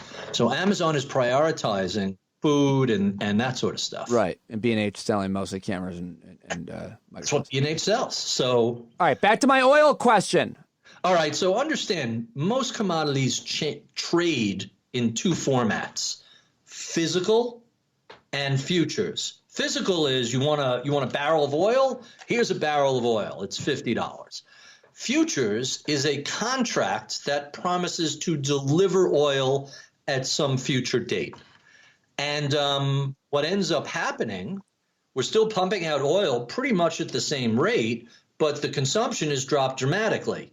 So suddenly, if you have oil that has to be delivered, and these futures contracts are every month there's a new contract. So you could actually buy the 2022 February oil today. But the people who bought the April 2020 contract oil is coming to be delivered to them and they have no place to store it. Literally, there's no, everything's filled.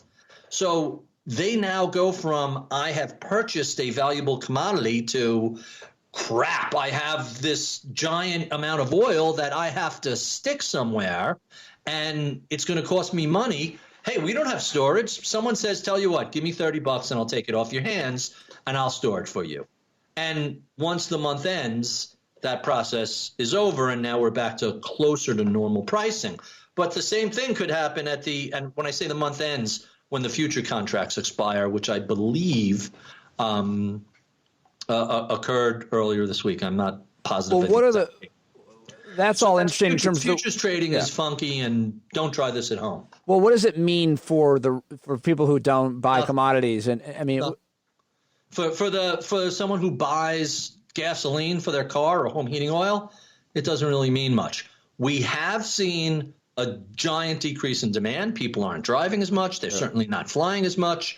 Manufacturers aren't consuming as much oil, but there's still plenty of oil.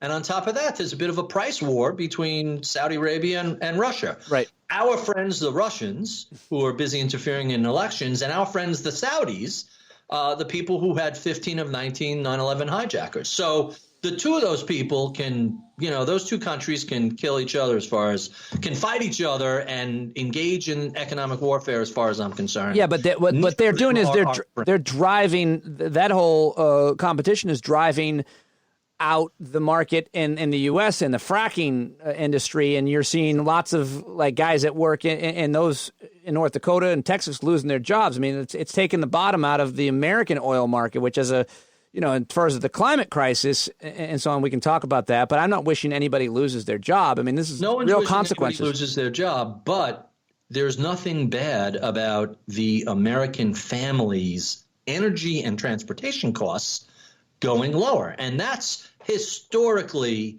we are a much bigger consumer of energy than we are a producer. And so on a net basis, for the average American family, this is a win. If you happen to have a job fracking, well, this is a lose. All right, so I also want to talk with you about the series that you started on your very popular blog, one of the most popular blogs in all of finance for years, The Big Picture, Ritholtz.com. You've got a series that you started called Unintended Consequence, where you are looking into kind of the history of government bailouts of companies and industries, and why are you doing that? That's obviously relevant. And do you mind if I go grab a drink? I'm very thirsty. Sure, go ahead. What are you drinking? I was just going to get a Bud Light. I'm so sorry. So basically, in Bailout Nation, I discuss a little bit of the history of different corporate bailouts and how one, Lockheed in 71 led to Chrysler in 80, which, down the road, more and more stuff showed up. But given the nature of the CARES Act and the economic rescue and some of the specific industry bailouts that took place, it's still a little early to have a full sense on how this is going to work out.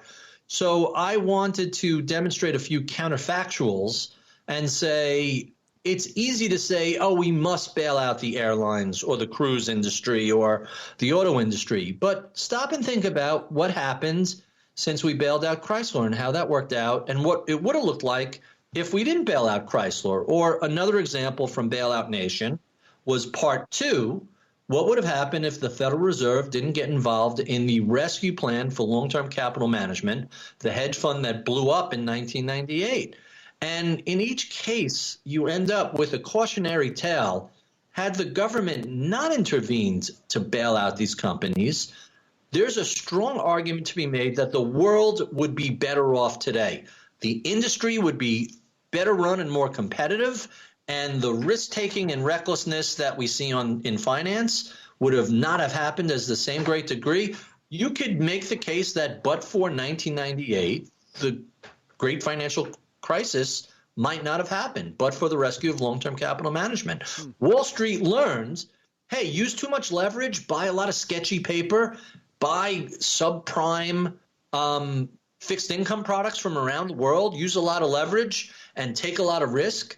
Don't worry about it. The Fed's got your back. That was the lesson they learned. Instead of, hey, when this shit goes bad, everything you own is out the window. And they didn't learn that lesson. So there's a lot more at the blog, Unintended Consequences. Read that series because you go into a whole lot more. And of course, get the book, Bailout Nation, which is unfortunately matters again.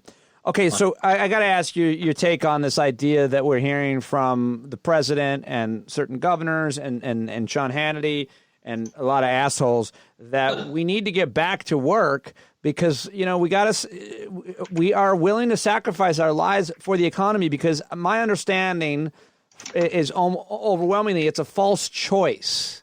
It's not going to make the economy better if we go back to work because if I open up my shoe store, no one's coming and I got to pay the clerk. I'm literally losing money every day I have the lights on because I'm not selling anything. Is there any truth to the fact that if we open the government or open our cities and towns and states back up, that things will be good for the economy? Is there any way to make that argument? So this is a very nuanced question, and people are looking at it like it's a black and white situation when it's clearly not. First, every state in the country is at a different point of reaching their peak and coming down. New York seems to be on the other side of the peak. Connecticut and New Jersey still rising, just about to peak. Michigan, New Orleans, close to their peak. We're seeing cases spread in lots and lots of other states, Mississippi, Alabama, Georgia, Florida. So like real estate, COVID virus is local. It's spreading nationally. The entire national pandemic is taking place. But since it really began in Washington State and New York, Washington State from Asia, New York from Europe, different parts of the country are at different points of the cycle and different success or failure in flattening the curve, so to speak, that'll allow us to get on top of this and eventually come out the other side. I clearly am not a medical expert, but it seems the medical experts, it seems the people who don't have to go on TV and say, I may not be an epidemiologist, but here's what I think. Hey, you're not an epidemiologist. Shut the fuck up. No one cares what you think. So the people who don't have to preface their remarks with that, I'm not, they all seem to think that we can't open very quickly. And the handful of people who have some medical backgrounds, like Dr. Oz or Dr. Phil, who turns out not to be a medical doctor. I didn't know that until this recent situation. No. He's just a psychologist.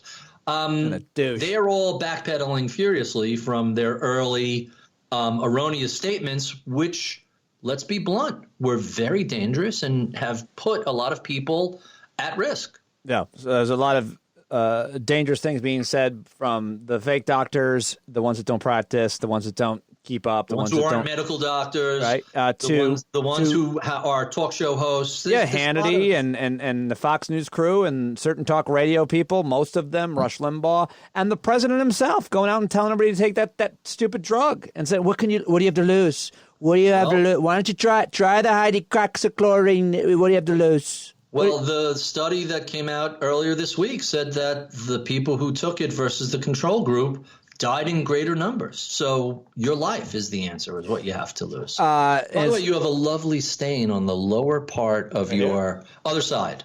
The camera is like making my right there. There you go. There it is. Since my nipple is leaking again. I have a weird thing with this left nip. You're lactating whenever we talk about children. I didn't even think about how I looked when it came time. I don't care. I haven't. Look at my beard. Since you were giving me grief about my sale item Lululemon shirt, I had to point out that my nipple's leaking. That you're lactating. So let's talk about. By the way, people who don't know, how long do we know each other now? Oh, over 10 years for sure. That's horrifying. Hey, what is your happy hour practice? What is the deal? All I see are the tweets and what you're drinking. But is there anything like that we should know? Is it start a certain time of day? Is there any kind of routine? I picked up alcoholism as a hobby during the lockdown. Me too. No, what? So it's very easy for one day to blur into the next. Send help. To lose sense of structure and time and organization. So what I started doing is just trying to keep a little bit of a schedule. So every day at 11:45, I go downstairs to the kitchen and I see what Andrew Cuomo has to say. Uh-huh. I just need 15 minutes of show me what an intelligent, articulate, adult political leader looks like, because I need to be reminded what that's like. So I do that, and we have a lunch. Whenever we cook dinner, we always, which is every night, we cook double portions. So we have some lunch next day. And then at pretty much by 5:30, I want to wrap up more or less everything I'm doing, 6 o'clock the latest. And then we go downstairs, we pop open a bottle of something. Sometimes it's a couple of beers. We, the other day, I posted some photos of some Belgian white ale called Fat Tire. Yeah. And people loved it. It's like, who knew you liked Belgian white? This is it's interesting, the background, but basically it's just around 5:30, 6 o'clock the latest. That's when you start. That's your first drink?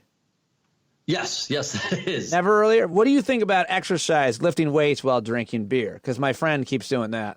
I have no opinion about it, although I do think that under lockdown is a fantastic opportunity to exercise. Yeah. I hurt myself. Oh, man, what happened? Just being a klutz. And so I've been on hiatus for a week. I was taking the dogs running.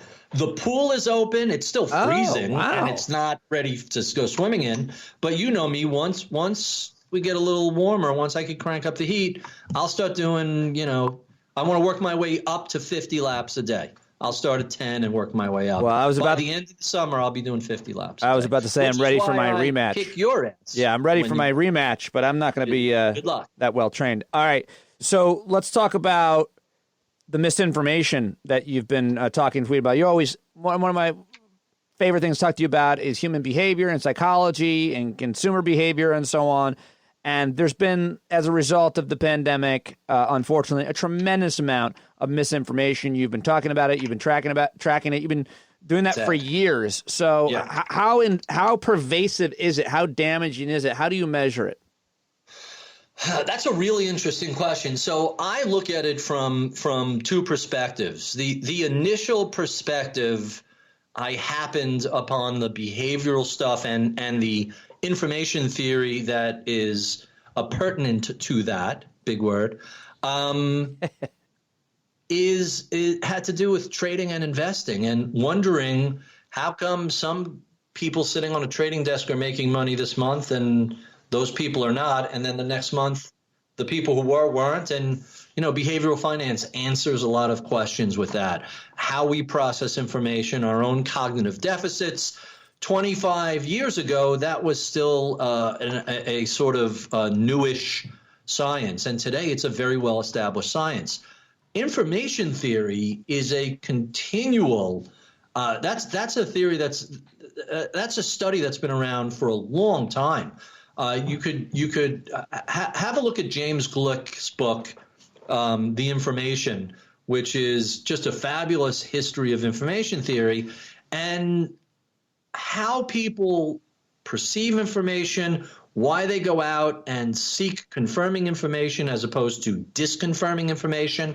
The old line is just give me a moment to finish confirming my priors, and then we can have a debate. Meaning, I just want to find news that makes me believe that my prior beliefs were right, as opposed to actual genuine news. Most news is not new. It's old, and that's a whole longer conversation. But the way we consume news is not show me something I don't know. It's usually make me feel good about my prior belief system, confirm what I already think, and don't challenge me intellectually or cognitively. I don't like that. What about strike fear into my heart? Is that part of it? To keep me watching. So I can sell that. So we can sell ads. That's a technique. That's not why. So I'm interested in why we behave this way, right. And some of the history of this is clearly evolutionary biology. We are social creatures. We are primates that succeed within the group, within the tribe. And so when you mentioned Fox News and Hannity earlier, that is part of a long history of creating the other. It's us and the other.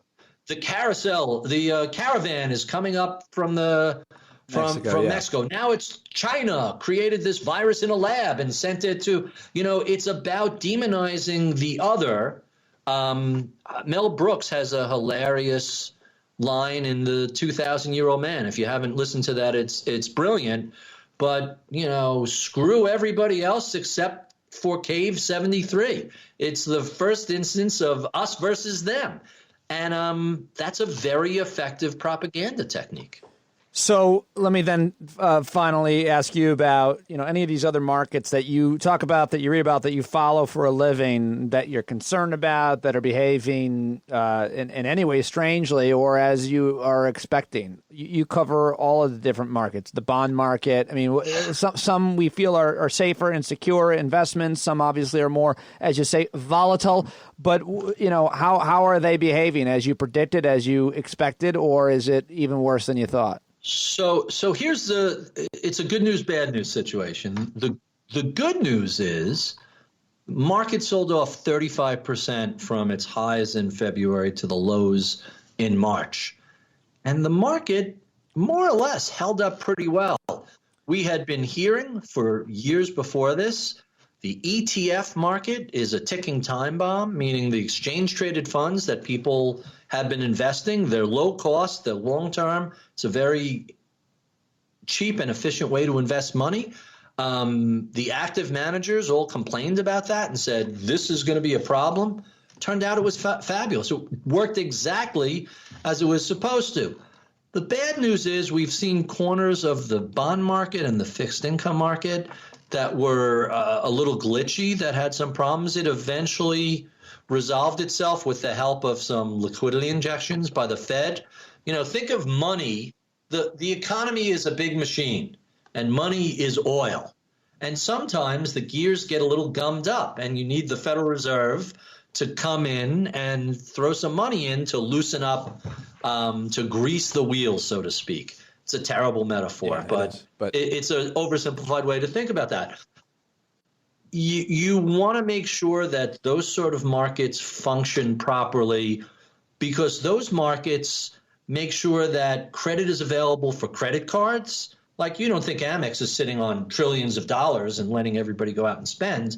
They use MasterCard, Visa. They use securitized products. They're selling off parts of their debt and getting fresh capital to extend credit. That's how the mortgage market works. That's how the car market financing works. All of these industries that require credit and finance to operate have been pretty thoroughly financialized.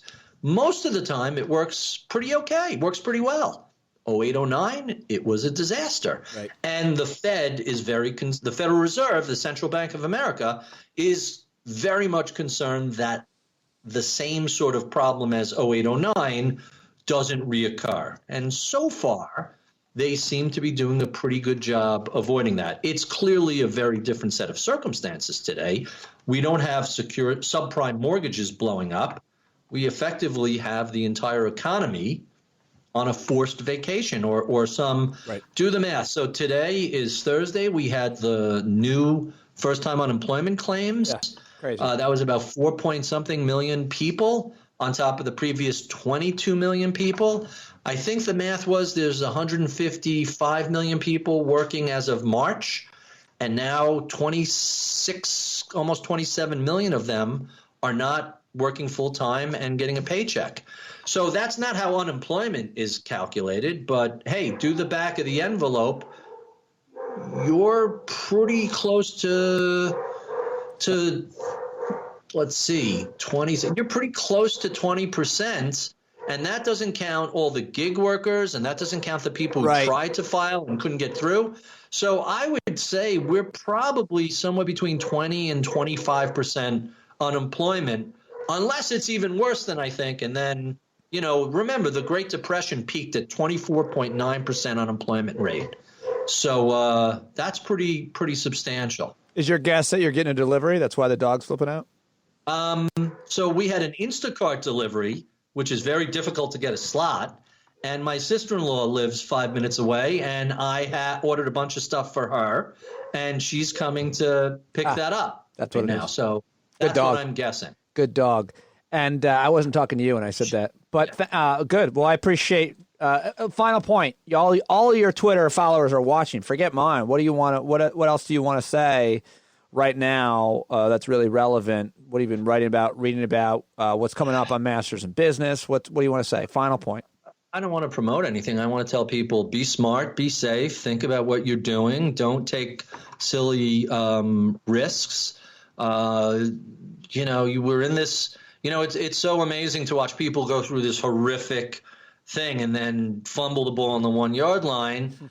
We're seeing signs that we're having a positive effect, that we're making progress, that the curve is flattening, that the number of new cases is falling, that the number of deaths every day continues to fall.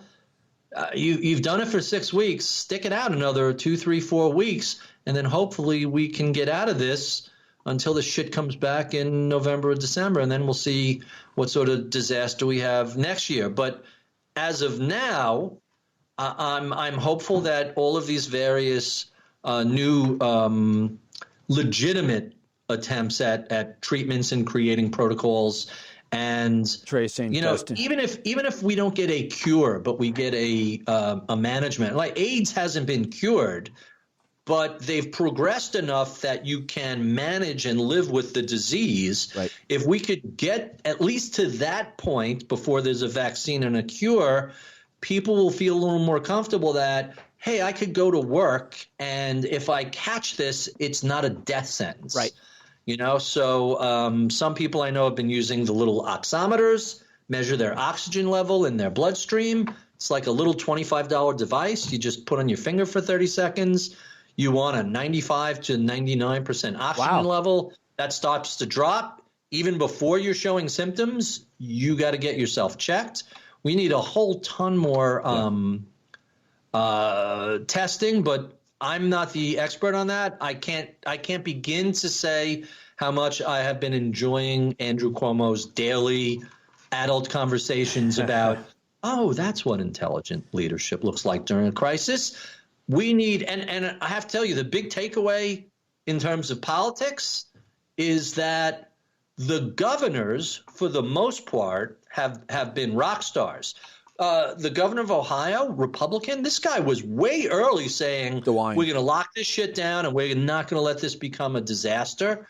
You look at these protesters in Michigan and Florida and elsewhere, I gotta at least give credit to the people who show up without masks. The guy holding the COVID-19 is a lie sign in full PPE and a mask, like, I don't take that guy very seriously. He does not have the courage of his conviction. That's very and at least if you're gonna be doing the bidding of right-wing billionaires who want to reopen the economy, then go all the way and no PPE. The people who did that, I respect them, and best of wishes for their mourners and immediate family. But if you really think we should reopen it, let's get the rallies going again. Let's start, there's this sort of half-assed, it's such an obvious AstroTurf thing. And it's probably getting too much attention because of how outrageous it is. It's really not. Media is notorious for liking shiny objects. This is the same thing they did with the Tea Party, which was really a small fringe group with a tremendous amount of influence, punched far over its weight. This doesn't seem to have the same resonance. People kind of know what a bullshit AstroTurf gig is more today than they did. And they see their friends dying and relatives. And it's like, well, I'm taking it seriously. It's not a political thing. It's like you're either dying and getting sick or not. I mean, the hospitals are overrun. Come on. Now, I've had a discussion with some friends in different parts of the country who asked about the empty hospital hashtag. And I'm like, well, if you're in a part of the country if you're in Montana, where the population is 1.2 people per square mile, well, of course your hospitals are empty. But if you're in downstate New York, where 30, 40 million people live in a 100, not even 50 square mile area, well, the hospitals are overrun. Right. And we see it in Michigan and Chicago, and we see it in Washington, and California seems to be on top of it. I'm just looking at the same public data that everybody else is. I think you have to be smart about this and, understand what you're doing and what you're risking. And there's a right way to do this and a wrong way to do this. I'm okay listening to the experts. I think you sent me, or maybe I sent you, the guy with the paint thinner on his face. Who are all these experts telling me not to drink paint thinner? They're experts. Yeah. So that's, they're experts for a reason. I started by saying this, and I'm going to finish by saying this. If you have to preface your remarks with, I may not be an epidemiologist, but shut the fuck up. You have nothing to say about the medical aspects of this other than what we're all reading in the paper. I'm not an epidemiologist, but I looked at the modeling. Right. Shut up. You don't know anything about modeling, dum-dum. Right. Hey, stop it.